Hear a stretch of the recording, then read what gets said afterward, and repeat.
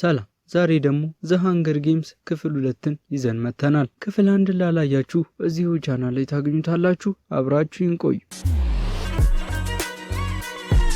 ካትነስ የክረምቱን አየር እየሳበች ብቻዋን ጫካ ውስጥ ቁጭ ብላ ሳለ ጌል ይመጣል። ወደዚህ ሲመጣ ወፎች እንዳየና በሳምንት 6 ቀን የቁፋሮ ስራ እየሰራ እንደሆነም ይነግራታል። ጉዞዋ መች እንደሆነም ጠይቋት ከሰዓታት በኋላ እንደሆነ ትነግረዋለች። አብረው ሲያድኑም ቆይተው ካትነስ የገደለችው ሰው ትውስታ መጥቶባት ጌል ያረጋጋታል። ወደ ከተማውም ተመልሰው የምትሄደው ለትንሽ ሳምንታት ብቻ እንደሆነ ትነግረዋለች። እሱ ግን በፒታ ጠርጥሯት ነበርና ሁሉም ነገር ድራማ እንደሆነ ነግራው ጌል ስሟት ይሄዳል። ቀጥላም ካትነስ ወደ ሄሚች ሄዳ ከእንቅልፉ ትቀሰቅሰዋለች። ፒታም መጥቶ ከካትነስ ጋር እንደማይተዋወቅ ሰው ሲያወሩ እናያለን። ወደ ቤተሰቦቿ ቤት ስትሄድ ግን ፕሬዝዳንት ስኖ እየጠበቃት ነበር። የሰራችው ድራማ በጣም ጥሩ እንደሆነና ሁሉም ሰው እንዳመናት፣ ነገር ግን ያላመኗትም ሰዎች እንዳሉና ከግዛት 12 የመጣች አንድ ተራ ሴት የካፒቶሉን ሕግ ሰብራ ጨዋታውን ማሸነፍ ከቻለች ሌሎች ተመሳሳይ ነገሮችን ከማድረግ ሚያስቆማት ነገር ምን እንደሆነ ይጠይቃታል።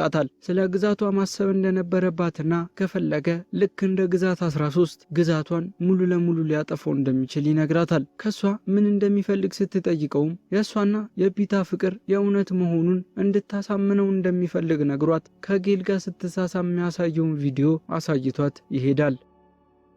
ምሽት ላይ ኤፊና ሲና ወደ ካትኒስ መጥተው ያገኟታል። ቄሳርም በቪዲዮ ኮል ካትነስና ፒታን አግኝቶ ኢንተርቪው ያደርጋቸዋል። ከኢንተርቪው በኋላ ጥሩ እንደተወኑ ተነጋግረው በባቡሩ ጉዞ ይጀምራሉ። በጉዟቸው በ12 ቀናት ውስጥ 12ቱንም ግዛቶች እንደሚጎበኙ ኤፊ ትነግራቸዋለች። ካትነስ ግን ምንም ደስ አላላትም ነበር። ፒታም ወደ ካትነስ መጥቶ ሕይወቱን እንዳተረፈችለት እንደሚያውቅና ከካሜራ ፊት አክት እያደረጉ ከካሜራ ጀርባ ምንም እንዳልተፈጠረ አክት ማድረግ መቀጠል ስለማይችል ጓደኛሞች እንዲሆኑ ይጠይቃታል። የፍቅር አይደለም። ከዛም የምትወደው ቀለም ምን እንደሆነ ይጠይቃታል። አረንጓዴ እንደሆነም ነግራው የእሱን ትጠይቀዋለች። ፒታም ልክ ፀሐይ ስትወጣ ያለውን አይነት ብርቱካናማ ቀለም እንደሆነ የሚወደው ነግሯት የሩና ትሬሽ ግዛት ወደ ሆነው ግዛት 11 ሲደርሱ ግዛቱ በከባድ ጥበቃ ውስጥ እንዳለ ይረዳሉ። ፒታና ካትነስም የሚናገሩት ተጽፎ ተሰጥቷቸው ወደ መድረክ ይወጣሉ። ፒታ ግን የተጻፈውን ትቶ ሩና ትሬሽ በጀግንነት እንደተፋለሙና ያለነሱ በህይወት ይቆዩ እንዳልነበረ እንዲሁም በማሸነፋቸው ምክንያት በየዓመቱ ከሚያገኙት የወር ክፍያ የ1 ወር ደሞዛቸውን በየዓመቱ እስከ ለተሞታቸው ድረስ ለሟቾቹ ቤተሰቦች እንደሚለግሱ ይናገራል። ካትነስም ትሬሽ ሕይወቷን እንዳተረፈላትና ሩ ደግሞ ጓደኛዋ እንደነበረች ተናግራ የጓደኛዋን ሕይወት ማትረፍ ባለመቻሏ ይቅርታ ትጠይቃለች። አንድም ሽማግሌ ድጋፉን ያሳያል። ሁሉም አብረውት ይላሉ። ጋርዶቹም ሽማግሌውን በመያዝ ወደ መድረክ አውጥተው ህዝቡ ፊት ይገሉታል። ካትነስም በድንጋጤ እስኖ መጥቶ እንዳስጠነቀቃትና እንዲረዳቸው ሄሚችን ትጠይቀዋለች። ሄሚችም ከዚህ በኋላ በሰላም እንደማይኖሩና በየዓመቱ ከቤታቸው እየተጠሩ ህዝቡን ማዘናጊያ ፕሮግራም እንደሚሆኑ ይነግራቸዋል። በቀጣዮቹ ግዛቶችም እነ ካትነስ የተጻፈላቸውን ብቻ እያነበቡ 3 ጣቶቻቸውን ስመው ከፍ ያደረጉ ሰዎች ደግሞ እየተገደሉ ጉዞ ይቀጥላል።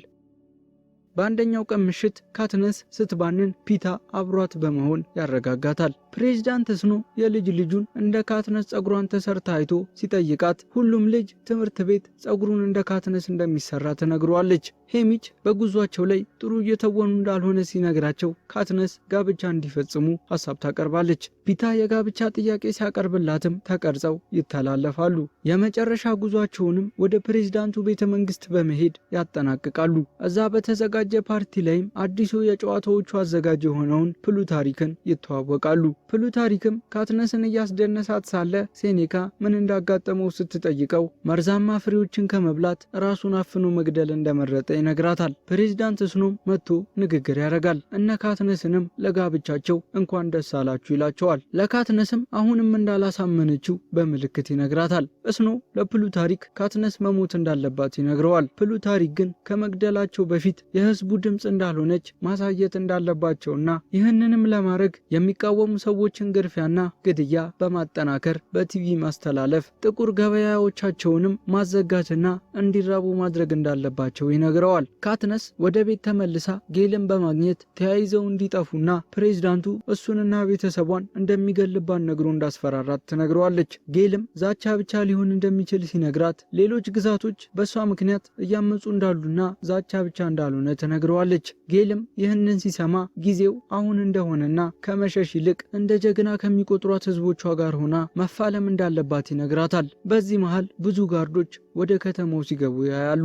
ኮማንደር ትሬድ የተባለ አዛዥም ሁሉም ገበያ እንዲዘጋና እንዲወድም ያረጋል። ከተማዋ መሃል ላይም መግረፊያ እንዲተከል ያረጋል። ጌል ኮማንደሩ ሰው ሊመታ ሲል አይቶ ስላስቆመው ወደ መግረፊያው ተወስዶ ይገረፋል። ካትነስም አይታ ለማስቆም ስትሞክር ኮማንደሩ በቦክስ ይመታታል። ቢሆንም ግን ከጌል ፊት ቆማ አልንቀሳቀስም ስላለች ሽጉጥ ሲያወጣባት ሄሚች ደርሶ ኮማንደሩን አዲስ ነህ መሰለኝ፣ ካትነስ ትባላለች፣ የውድድሩ አሸናፊ ናት ብሎ ያረጋገዋል። ነገር ግን ፒታ ሲመጣ ኮማንደሩ በድጋሚ ደንብሮ ሄሚች በሰርጓ ማግስት ፊቷን ማበለዝህ ከበቂ በላይ ነው፣ ወደ ካፒቶሉ እንድደውል አታስገድደኝ ብሎ ያረጋገዋል። ኮማንደሩም እንዲሄዱ ይፈቅድላቸዋል። ከምሽት በኋላም አንድ ሰው ከቤቱ ውጪ ከተገኘ እንዲገደል ያውጃል። ፕሪምና እናቷም ለጌል ሕክምና ያደርጉለታል። ምሽቱንም ካትነስ ስትጠብቀው ታድራለች። በተኛበትም ትስመዋለች።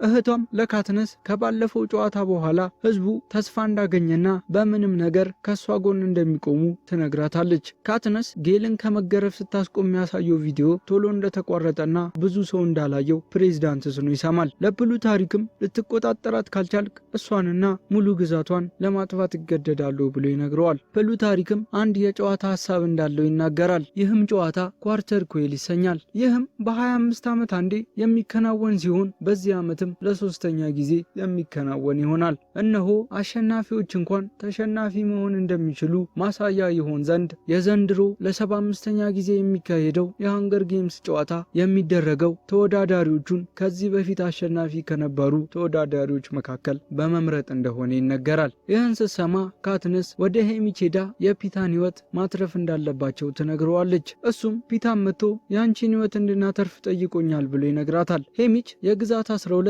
የበፊት አሸናፊ ነበርና ፒታ ከተመረጠ በሱ ቦታ ራሱን እንደሚያቀርብ፣ ነገር ግን እኔ ተመርጬ ፒታ በእኔ ቦታ ራሱን ካቀረበ ምንም ልረዳሽ አልችልም በማለት ይነግራታል። እንደዛ ከሆነ ፒታን በህይወት ለማቆየት የሚችለውን ሁሉ እንዲያደርግ ቃል ታስገባዋለች። ካትነስ ጌልን ስማ ትሰናበተዋለች። ብቸኛዋ የግዛት 12 ሴት አሸናፊ እሷ ስለሆነችም በሴቶቹ ዘርፍ እሷ ትመረጣለች። ከወንዶቹ ደግሞ ሄሚችና ፒታ ነበሩና ሄሚች ይመረጣል። ፒታ ግን በሄሚች ቦታ ራሱን ያቀርባል። ካትነስና ፒታ ሶስት ጣታቸውን ስመው ለህዝቡ በማሳየታቸው ቤተሰቦቻቸውን እንኳን ሳይሰናበቱ ወደ ካፒቶሉ ጉዞ ይጀምራሉ።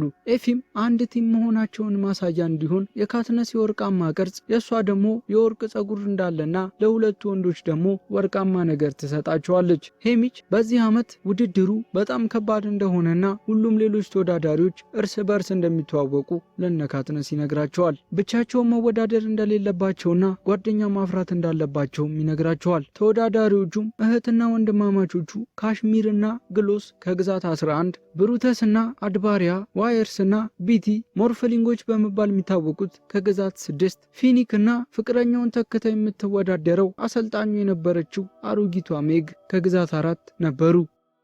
እንደተለመደው ካትነስና ፒታ በሲና አስገራሚ የእሳት ልብስ ተሰርቶላቸው ያሳያሉ። ሙሉ አዳራሹም የካትነስን ስም እየጠራ ነበር። ወደ ክፍላቸው እየሄዱ ሳለ ከግዛት 7 የመጣችው ጆሃናን ይተዋወቃሉ።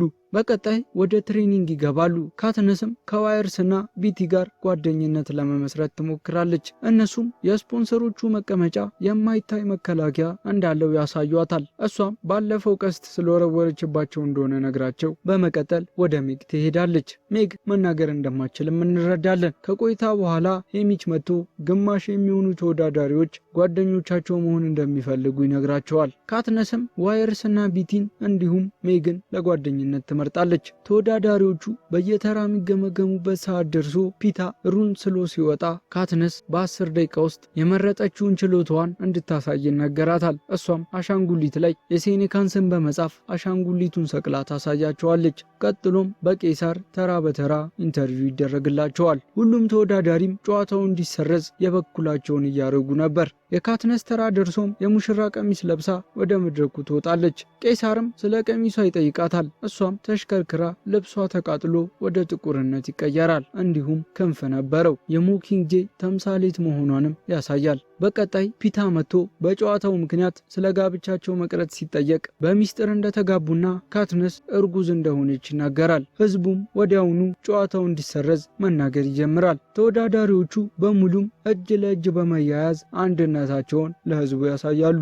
ነገር ግን ጨዋታው አልተሰረዘም ነበር። ተሰነባብተውም ካትነስ ለፒታ ከተወዳዳሪዎቹ ጓደኛ እንደማትፈልግና ከሱ ጋር ብቻ መሆን እንደምትፈልግ ትነግረዋለች። እያንዳንዳቸው እጅ ላይም መከታተያ ይቀበርባቸዋል። ሲና ካትነስን ከተሰናበታት በኋላ ወደ ሜዳው ስትሄድ ሲናን ደብድበው ሲያስሩት ታያለች።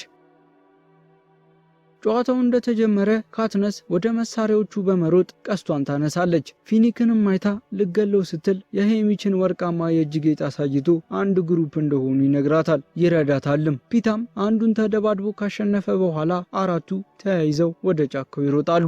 የጨዋታው ሜዳ ጫፍን በመድረሳቸው ፒታ ሳያውቅ የኤሌክትሪክ ገመድ በመቁረጡ ኤሌክትሪክ ይዞት ራሱን ይስታል። ፊኒክም ቶሎ ብሎ የመጀመሪያ እርዳታ ሰጥቶ ያድነዋል። ካትነስም የሞትክ መስሎኝ ነበር ብላ ከልቧ ታለቅሳለች። ከቆይታ በኋላ ካትነስ አንድ ዛፍ ላይ በመውጣት ሜዳው በክብ ማይታይ መከላከያ የታጠረ መሆኑን ታያለች። ውሃ ስለጠማቸውም እዛው ያሉበት ቦታ ካምፕ ሰርተው ምሽቱን እያሳለፉ ሳለ የሟቾች ቁጥር ይነገራል። ከዛም ከስፖንሰር አንድ ማሽን ተልኮላቸው ግንድ ላይ ሲሰኩት ውሃ ከግንዱ መፍሰስ ይጀምራል። ውሃውንም ጠጥተው ከቆይታ በኋላ አንድ ነጭ ጉም ወደ እነሱ ሲመጣ ካትነስ ታያለች። ስትነካውም አሲድ ነበርና ሕይወታቸውን ለማትረፍ ፊኒክ ሜግን አዝሎ መሮጥ ይጀምራሉ። ፒታ መሮጥ ስላቃተውም እንዲሸከሙት ስትል ሜግ ፊኒክን ተሰናብታ ወደ ጉሙ በመግባት ትሞታለች። ፊኒክና ካትነስም ፒታን ተሸክመው ለጥቂት ከጉሙ ይተርፋሉ። ካትነስ ውሃ አይታ ወደ ውሃው ስትገባ የአሲዱን ቁስል ያድን ነበርና